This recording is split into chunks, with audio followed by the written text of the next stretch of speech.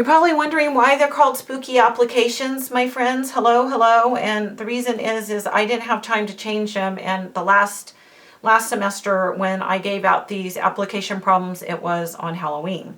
And so, so I just only had time to leave it the way that it was. Okay, I hope that you've tried the problems, and I hope that you kind of saw that, hey, they're similar to the problems that we did on the video. It's important to try them yourself. And so it says, in their haunted mansion, Kevin can make the living room spooky, spread cobwebs, undust, rust all the metal, etc. in 60 minutes. Tyler can make the living room spooky in 40 minutes. How long will it take them working together to make the living room spooky? So it's a classic work problem, right? And the formula that goes with work is time. The work from is time divided by A plus time divided by B equals one job done. And what the A stands for is how long it takes one of the people to do that job all by themselves. In that case, this could be Kevin's time, which was 60 minutes. And B stands for the amount of time that it would take the other person to do the job all by themselves. And that, in this case, was Tyler. And it took him 40 minutes. So this could be our A, and this could be our B. And what they're asking us to find is how long if they work together. And that's what T is, the amount of time that it would take them if they work together. And that's this, even though this T looks silly, this T got kind of crazy. But they are the same value for T. And so a variable can't take on two different values in the same equation. So what we're going to be trying to solve is T over 60 plus T over 40 equals 1. And you could multiply by the common denominator to solve that. And so some people, when there's numbers, will just multiply them together and multiply by not the lowest common denominator, but a common denominator. And that works. Or you could multiply by the lowest. So your choice. So I'm going to say that the lowest common denominator here is 120. And so do you guys remember how to find the lowest common denominator if you needed to? And that would clear the fraction if I multiplied by 120. And it's prime factoring if you're saying, how did you find that? You could prime factor 60. 60 is 2 times 30, which is 2 times 15, which is 3 times 5. And 40 is 2 times 20, which is 2 times 10, which is 2 times 5. And so the lowest common denominator, it has to have 2 2's. And this one says it has to have 3 2's. So altogether, the lowest common denominator has to have 3 2's. It has to have whatever the most is. And then this says that it has to have a 3. This one doesn't request a 3, so the most is times 3. And then this one says it has to have a 5, and that one says it has to have a 5 as well. So they agree, 1 5. And when you multiply that together, that will give you the lowest common denominator, which is 120. If you were using 60 times 40 to clear the fraction, that would work as well, 2400. And so, and then you would have some reducing to do at the end, but it would work. And so I'm going to multiply here by 120, here by 120, all of them. There were 3 pieces, here times 120, so all 3 pieces by 120. And I'm here to reduce. And I know that 60 goes into 120 2 times. So this is 2t plus, and 40 goes into 120 3 times plus 3t equals 120. So this is 5t, combining like terms, equals 120. And then dividing by 5, then this will be the time. And sometimes this is a fraction or a decimal. It's not here, but it could definitely be. This is 24. And so And the units were minutes, right? Because it was 60 minutes for Kevin and 40 minutes for Tyler. So in 24 minutes, if they worked together, they could get the living room all spooky.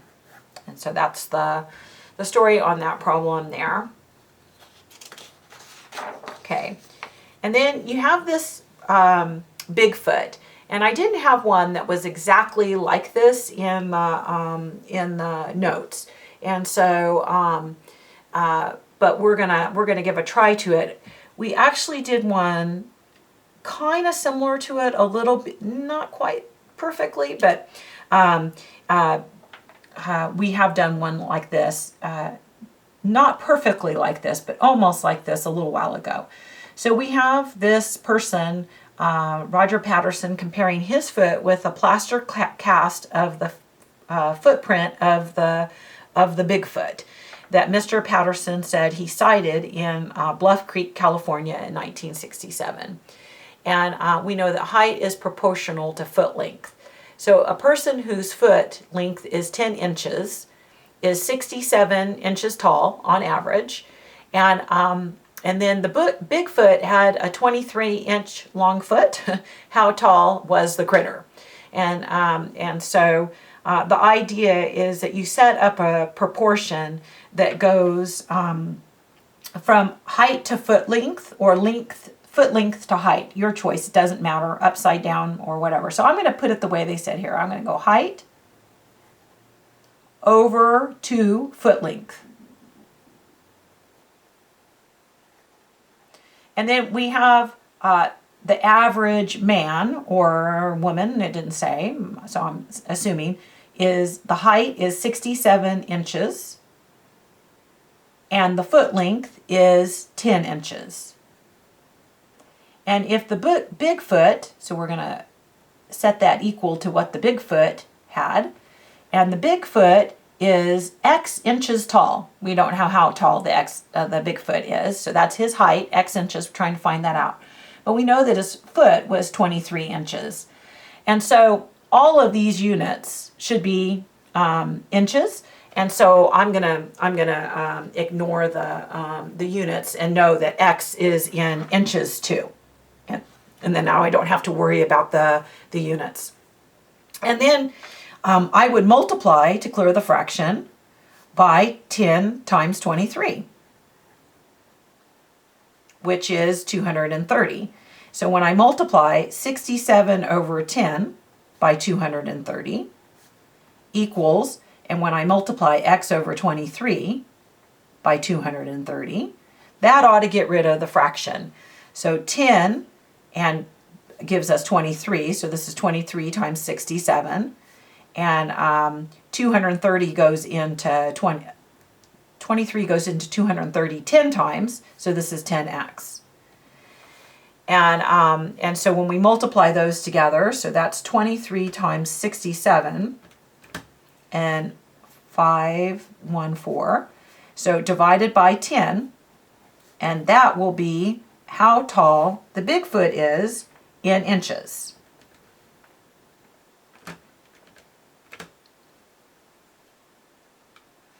Which is like 154.1 inches. I'm losing my room to write that.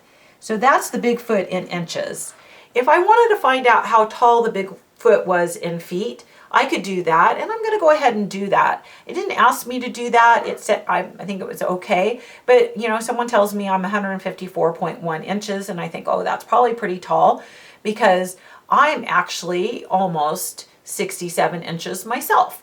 And so, and so just kind of thinking about my number of inches. But how you convert is that remembering that 12 inches equals 1 foot, right? So how you can convert this is that you can see how many times does 12 go into 154.1, and that will be the number of feet that you have. So when you divide that, that's going to be the whole, I'm going to get that as a whole number, and the whole number of feet. And so that's 12, right? I know that it was 0.84, but I wanted to just look at this is the Bigfoot. He is 12 foot, Now, thinking about this, 12 feet is the same as 144, right? 12 times 12 inches. And so if I want to figure out how tall he is in feet in inches, then I would take the 154.1 that he was, and I would subtract the 12 feet, the 144 inches. So that's 154.1 minus 144, and that gives us 10.1 inches. So he's 12 foot, 10.1 inches. And probably most people would round and say 12 foot, 10 inches, right? So that's how big that critter is. So he's 154.1 inches. I got off my paper down there, as I do. Okay, so we did a lovely job on that one. This is all they were asking for, but just because I was interested, and I'm going to sneeze.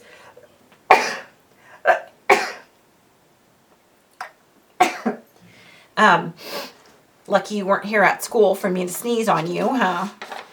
Okay, excuse me. And then this is problem 3. Abby and Bear, those are my dogs, and those are pictures. That's a picture of my dogs too. Are running from the werewolf of College Heights.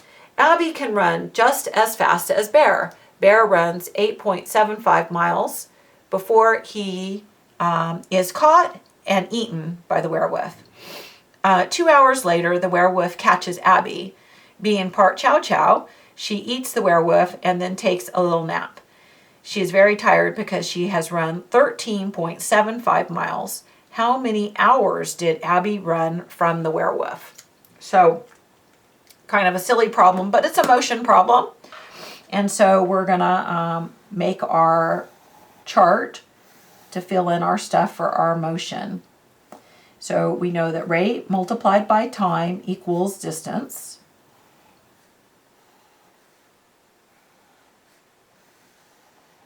And we got Abby. That's that one. And we got Bear. That's that one. And it says, not that it matters which one's which, right? So it says that Abby can run just as fast as Bear. They're running the same speed. And so this is what's the same in this problem. In all of these problems that they give you, that we've had so far, something has been the same.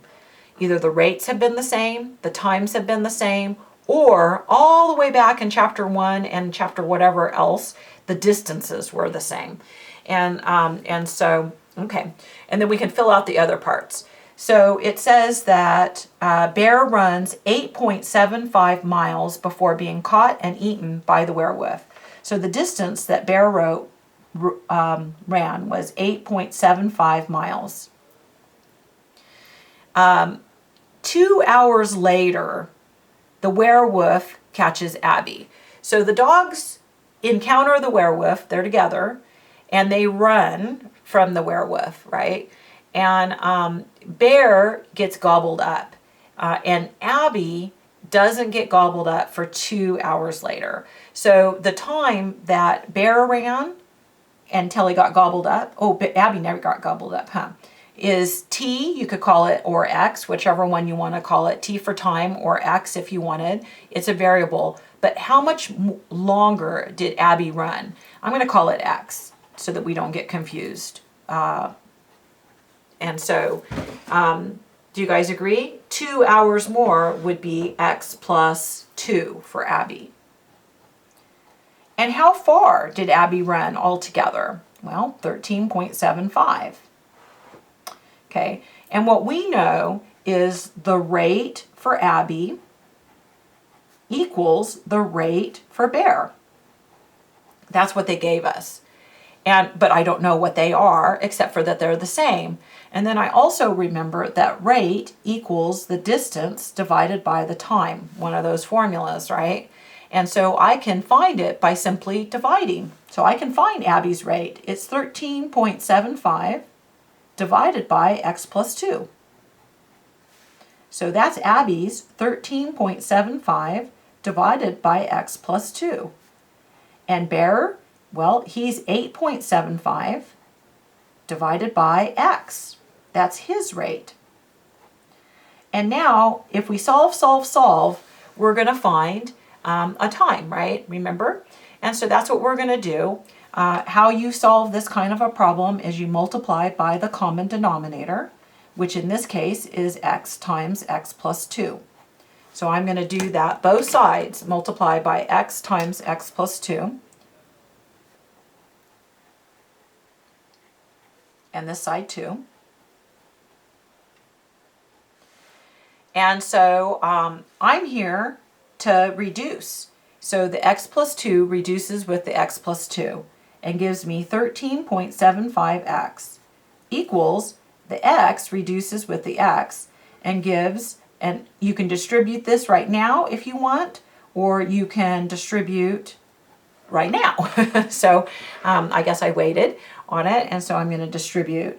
So even though there's decimals, I can choose to clear the decimals, or I can just live with them. And I think I'll just go ahead and live with them because they're not too bad. They're not real mean decimals or anything like that. So 8.75 times 2. Your choice on whether you clear them or not. I'm going to do yoga today. I haven't been doing anything to make me feel happier. And I think a little yoga would make me feel happier. I forgot to tell you the code word for this DIP for Thursday. It's tea. And that is what I have been doing to make myself happy, is having some tea. And so now I'm going to take away 8.75 x from both sides. So I'm going to get 17.5 on that side, and I'm going to get, you probably could do the subtraction in your head, and I hope that you can. I'm going to get 5x on this side. And so long story short, when I divide both sides by 5,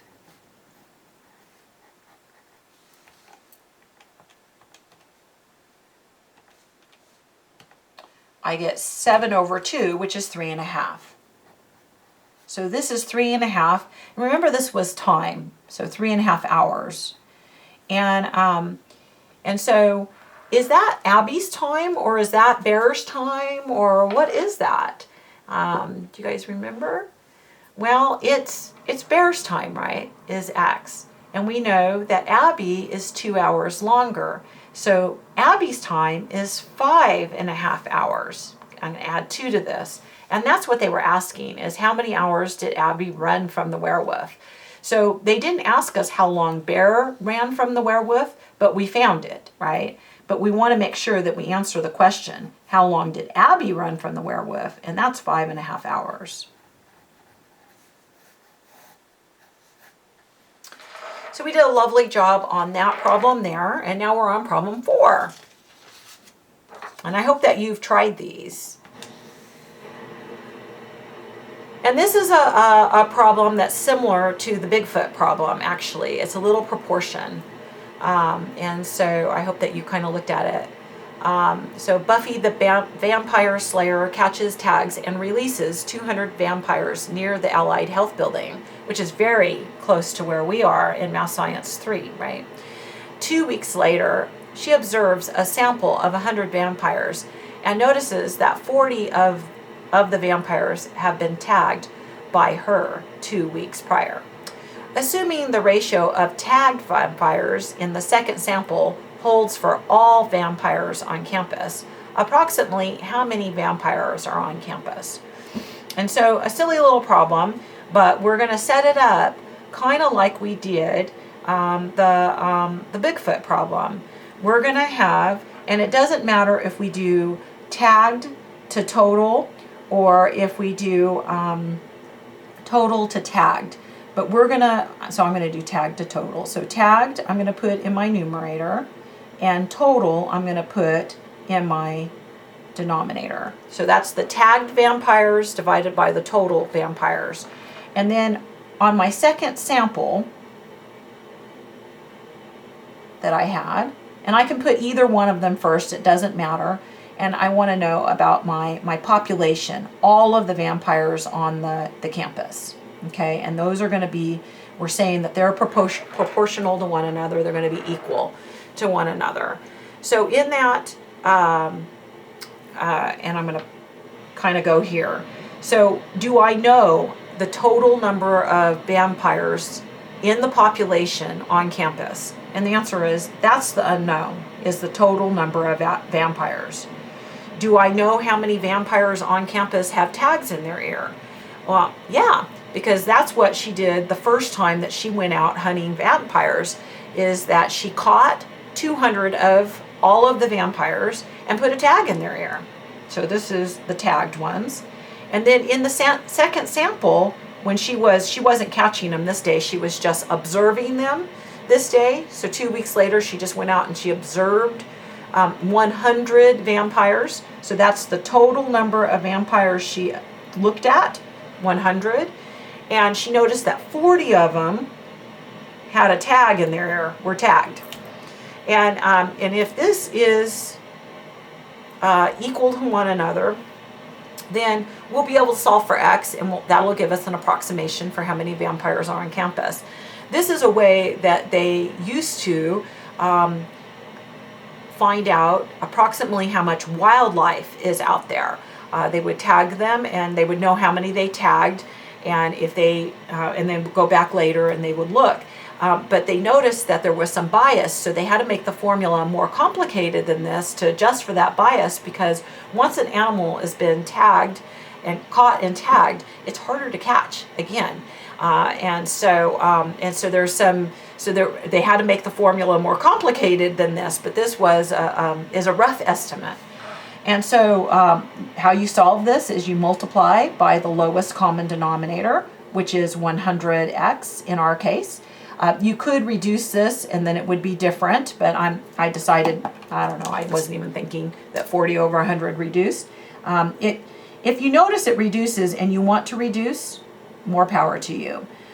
If you are like me, already had wrote it and too lazy to go change it, it's not going to make that big of a difference. And so this is going to be 40x equals, and then the x's drop out, equals 20,000, is that right? And then I'm going to divide by 40, and that's going to give me the number of vampires on the campus.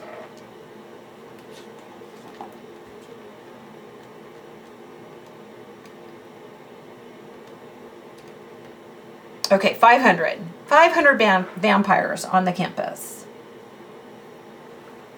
So we did a lovely job on that. So a little proportion there. And then another problem for us to do, and this is on the River Sphinx, is 2 miles, the current is 2 miles an hour. And so we're paddling a raft of souls in limbo, 6 miles downstream with the current. In the same amount of time, he paddles 2 miles upstream against the current. If he paddles at a constant rate, and so that's kind of the key to these motion problems that are upstream and downstream, is that the plane is going the same rate, whether it's going upstream or downstream. And the difference in its speed is only because of the air pushing it or the river pushing it. And so we've got this constant paddling rate. No matter if he's going upstream or downstream, it's constant.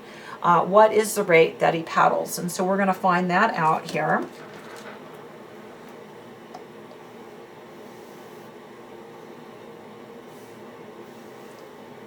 So spooky, right? So we are going downstream and upstream, and we have our rate multiplied by our time equals our distance.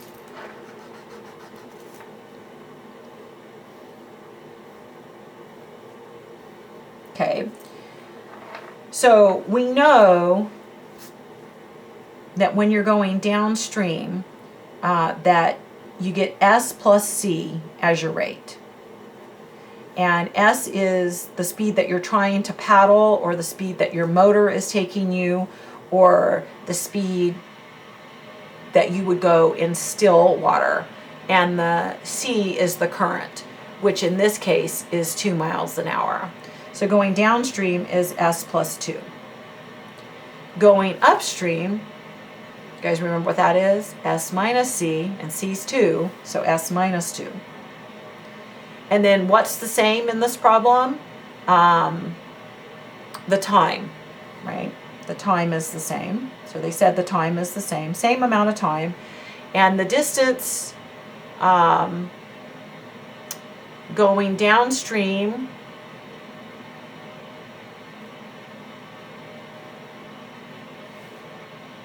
six miles downstream, right? In the same amount of time that he paddles 2 miles upstream. And we know the times are the same. So we know the time downstream is equal to the time upstream. And remember that the time is equal to the distance divided by the rate. So this is 6 over S plus 2. This is 2 over S minus 2. And so we're going to have downstream is 6 over S plus 2 equals upstream 2 over S minus 2. And then we've got it set up, and we're going to be able to find out how fast he paddles. So that's our story there. And so multiplying by the common denominator, we get S plus 2 times S minus 2. So that's what we're going to be multiplying by on both of these pieces. And it's the same as cross multiplying. So some people like to cross multiply, and some people don't know when they should cross multiply, when it's appropriate, when it's not appropriate. Not every problem I've done today it was appropriate on. And it was okay on this one because I have a proportion equals a fraction equals a fraction. So the S plus 2 drops out and gives me 6 times S minus 2. This is exactly what you would get if you cross multiplied. Very same.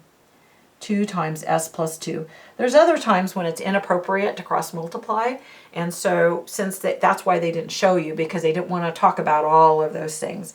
So if you already know how, you're more than free to do it. This method doesn't helps you with all those inappropriate times. If we have time when we get back at school, I'll show you all of that stuff. I might show you on a video even, I don't know. Not today though. So solving, right?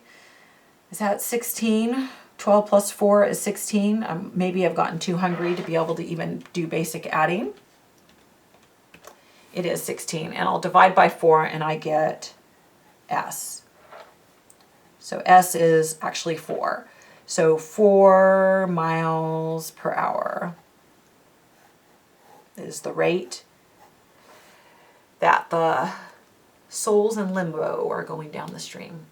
Okay, oh, sorry, as always.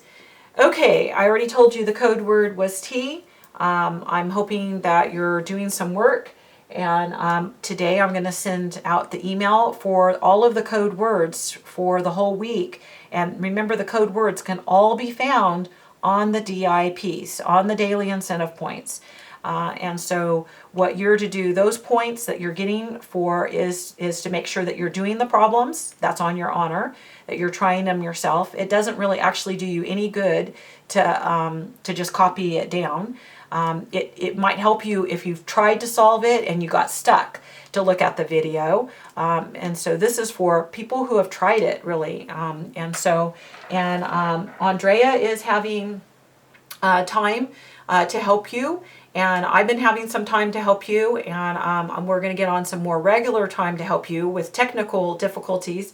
It's been difficult to have the regular time, but I've had some pop-up meetings. Quite a few people have come, and so it's wonderful. And so keep up the hard work. I'll talk to you later. Bye-bye.